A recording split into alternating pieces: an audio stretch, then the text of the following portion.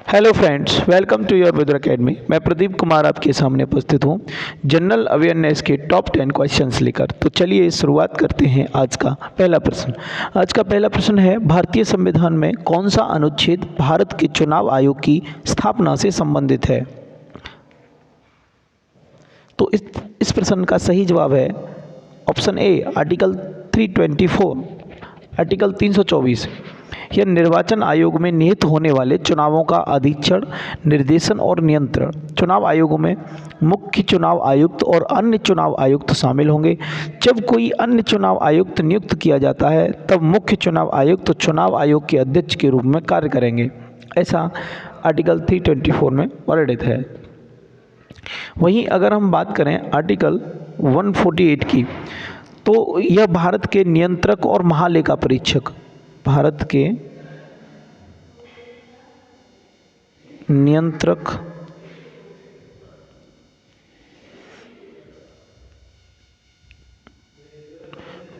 और महालेखा परीक्षक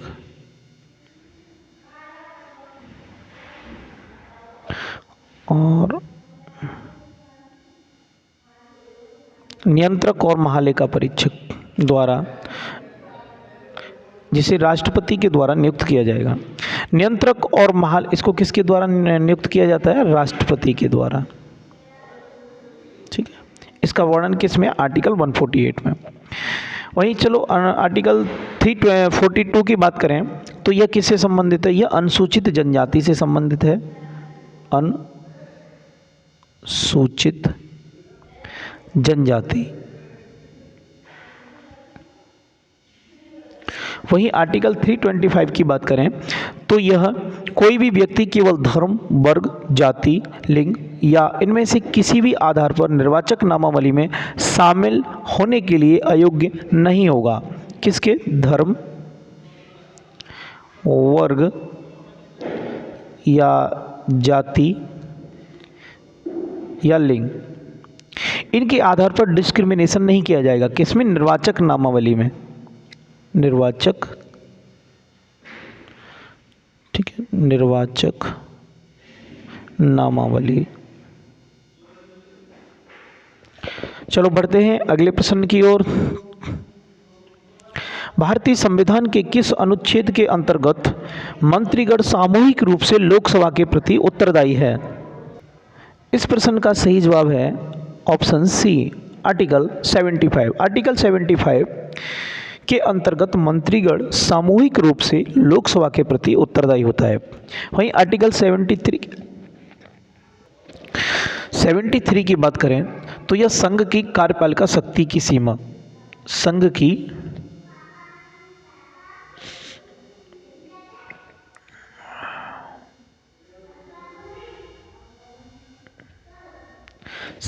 कार्यपालिका शक्ति, संघ की कार्यपालिका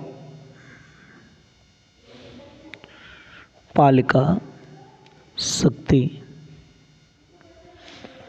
आर्टिकल 74 राष्ट्रपति को सहायता और सलाह देने के लिए मंत्रिपरिषद, राष्ट्रपति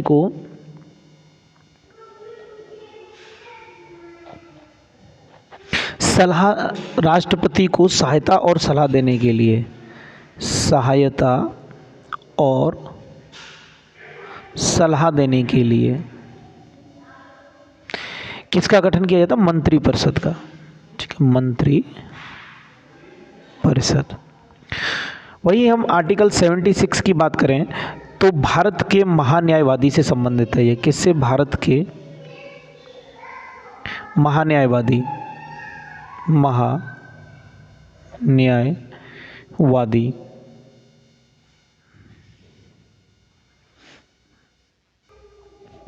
अंग्रेजी में इसे अटॉर्नी जनरल ऑफ इंडिया कहते हैं। Attorney general of India, general of India. Next question, कौन सा अनुच्छेद राष्ट्रीय महत्व के स्मारकों, स्थानों और वस्तुओं के संरक्षण से संबंधित है? इस प्रश्न का सही जवाब है ऑप्शन ए आर्टिकल 49। आर्टिकल 49 राष्ट्रीय महत्व के स्मारकों, स्थानों और वस्तुओं के संरक्षण से संबंधित है। वहीं बात करें आर्टिकल 50 की, तो यह कार्यपालिका के न्यायपालिका के पृथक्करण से संबंधित है। कार्यपालिका के न्यायपालिका के पृथक्करण यानी अलग होने से संबंधित है। के पृथक्करण, ठीक है, पृथक्करण से संबंधित है।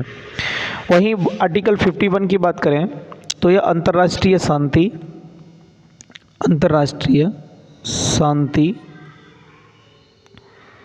और सुरक्षा, अंतर्राष्ट्रीय शांति और सुरक्षा को बढ़ावा देने से संबंधित है। वहीं हम बात करें आर्टिकल 47 की, तो आर्टिकल 47 किससे संबंधित है?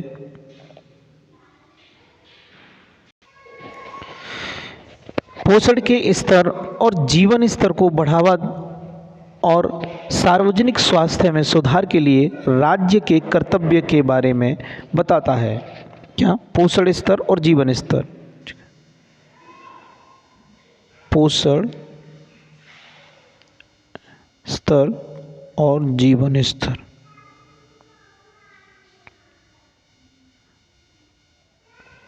जीवन स्तर को बढ़ाने और सार्वजनिक स्वास्थ्य में सुधार के लिए राज्य के कर्तव्य के बारे में बताता है। बढ़ते हैं अगले प्रश्न की ओर।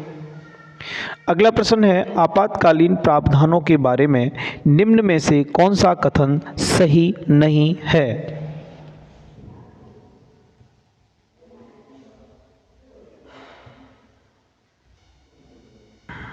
ऑप्शन पहला है, अनुच्छेद 352 के तहत आपातकाल मंत्रिमंडल की लिखित सहमति के आधार पर ही घोषित किया जा सकता है।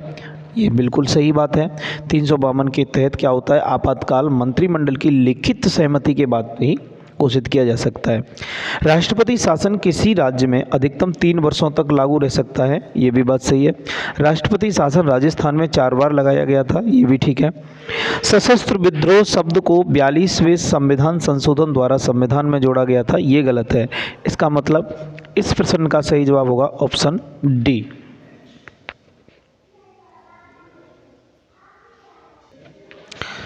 तो इसको अगर आप सही करना है तो यह 42वां नहीं, ये 44वां है। सशस्त्र विद्रोह शब्द को 44वें संविधान संशोधन के तहत संविधान में जोड़ा गया था। चलो बढ़ते हैं अगले प्रश्न की ओर। अलकनंदा नदी किस हिमनद से निकलती है?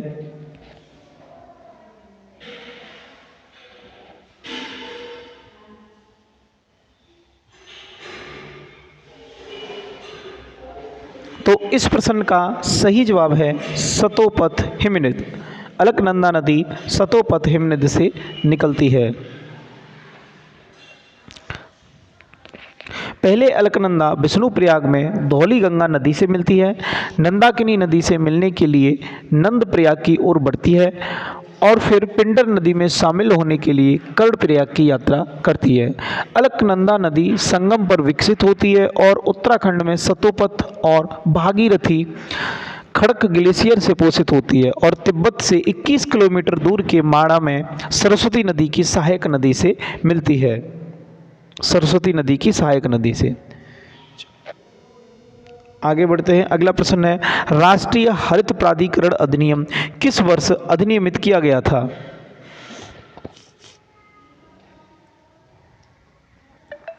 तो इस प्रश्न का सही जवाब है ऑप्शन ए, सन 2010 में राष्ट्रीय हरित प्राधिकरण अधिनियम को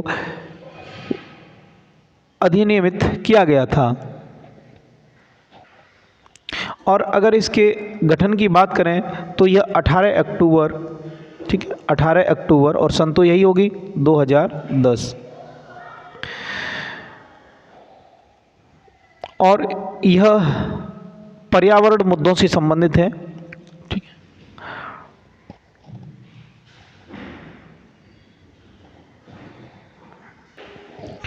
देखिए एक आर्टिकल आता है 21 और उसी से इसको प्रेरणा मिलती है। जैसे कि आर्टिकल 21 के अंतर्गत जीवन और व्यक्तिगत स्वतंत्रता की रक्षा के लिए भारत के संवैधानिक प्रावधान से उत्प्रेरित है, जो भारत के नागरिकों को स्वस्थ पर्यावरण के अधिकार का आश्वासन देता है।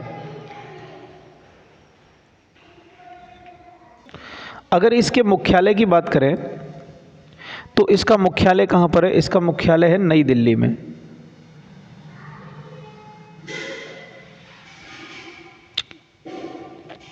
और इनके अध्यक्ष सुप्रीम कोर्ट के सेवानिवृत्त न्यायाधीश होते हैं, जिसका मुख्यालय नई दिल्ली में है। ठीक है, चलो बढ़ते हैं अगले प्रश्न की ओर। भारत के संविधान का कौन सा अनुच्छेद संविधान में बदलाव लाने की प्रक्रिया बताता है? तो इस प्रश्न का सही जवाब है ऑप्शन सी, आर्टिकल 368 के तहत संविधान में बदलाव लाया जा सकता है। और आर्टिकल 368 हो गया। वहीं अगर हम पार्ट की बात करें कौन से पार्ट में है, तो पार्ट हो जाएगा 20।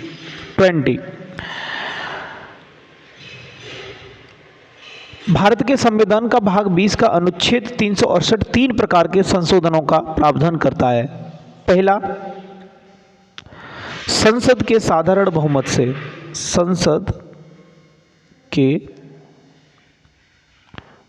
साधारण बहुमत से संशोधन। दूसरा, संसद के विशेष बहुमत से, संसद के विशेष बहुमत से। और तीसरा, कुल राज्यों के आधे से अनुसमर्थन के साथ संसद के विशेष बहुमत से। ठीक है, वहीं अगर हम बात करें आर्टिकल 351 की, तो 351 क्या कहता है? संघ का यह कर्तव्य होगा कि वह हिंदी भाषा के प्रसार को बढ़ावा दे, ताकि वह भारत की सामसिक संस्कृति के सभी तत्वों के लिए अभिव्यक्ति के माध्यम के रूप में काम कर सके।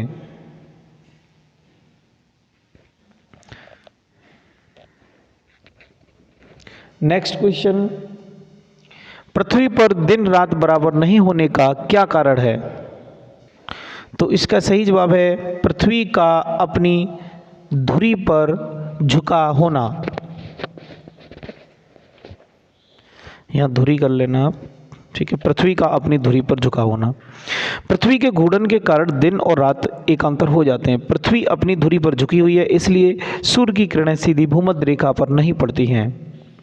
पृथ्वी पर अलग अलग जगहों पर दिन और रात की असमान लंबाई का अनुभव होगा। ठीक 12 घंटे का दिन और 12 घंटे की रात हर समय नहीं हो सकती है। पृथ्वी पर अलग अलग जगहों पर रात और दिन की अवधि अलग अलग होती है। दिन के 12 घंटे और रात के 12 घंटे केवल भूमध्य रेखा के समीप के स्थानों पर ही होते हैं। अतः हम कह सकते हैं कि पृथ्वी का अपनी धुरी पर झुका होना ही पृथ्वी पर दिन और रात की एक समान अवधि का कारण है।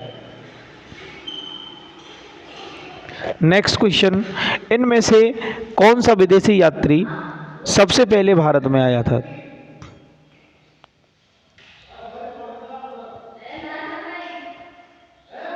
तो इसका सही जवाब है फायान।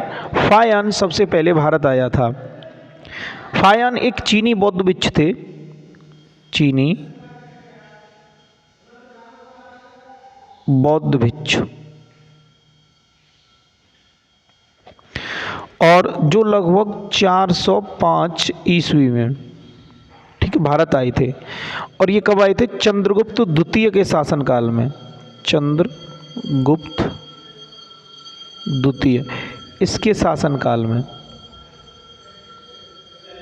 भारत आए थे।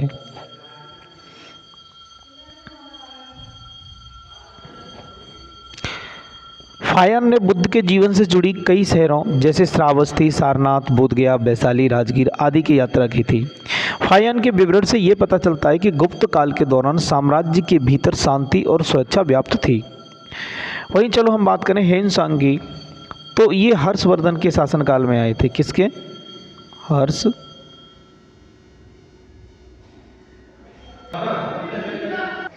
हर्षवर्धन के शासनकाल। और 630 ईस्वी में भारत की यात्रा की थी। और ये भी एक चीनी यात्री थे। चीनी यात्री थे। ह्वेनसांग राजा हर्ष की विद्वता और बौद्ध धर्म दोनों के संरक्षण से अत्यधिक प्रभावित थे। हर्षवर्धन ने ह्वेनसांग को प्रयाग में आयोजित कुंभ मेले में आमंत्रित किया था। ह्वेनसांग के अनुसार हर्ष के शासनकाल में कराधान का बोझ कम था और आय का मुख्य स्रोत भू राजस्व था। वहीं हम बात करें इब्न बतूता की, तो ये इब्न बतूता एक मोरक्कन यात्री था, मोरक्कन ट्रेवलर था, जो मोहम्मद बिन तुगलक के शासनकाल के दौरान मोहम्मद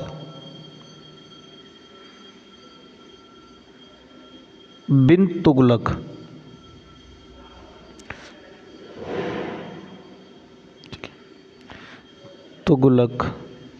मोहम्मद बिन तुगलक के शासनकाल के दौरान जो लगभग में 1333 ईस्वी में भारत आया था और इसने एक पुस्तक लिखी थी, वो इसकी इम्पोर्टेंट है, रेहला। इसने रेहला नाम की एक बुक लिखी थी। वही हम बात करें अल मसूदी की, तो ये अल मसूदी एक अरबी यात्री था। कैसा था? यह एक अरबी यात्री था, ठीक है, अरबी यात्री था और इसने भारत की यात्रा लगभग 1957 में की थी और इसने भी अपनी एक पुस्तक लिखी थी, उसका नाम था मुरूज उल जहाब, मुरूज उल जहाब, ठीक है। इसी पुस्तक में इसने अपनी यात्रा के बारे में बताया है। चलो बढ़ते हैं अगले प्रश्न की ओर। भारतीय संविधान में कौन सा अनुच्छेद भारत के चुनाव आयोग की स्थापना से संबंधित है?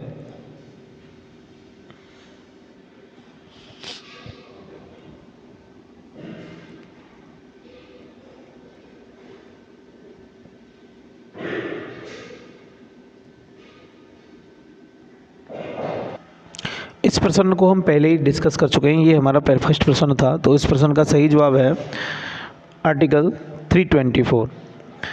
तो वीडियो को शुरुआत से देखिए, इस प्रश्न का जवाब मिल जाएगा। थैंक्स फॉर वॉचिंग, मिलते हैं अगली वीडियो में।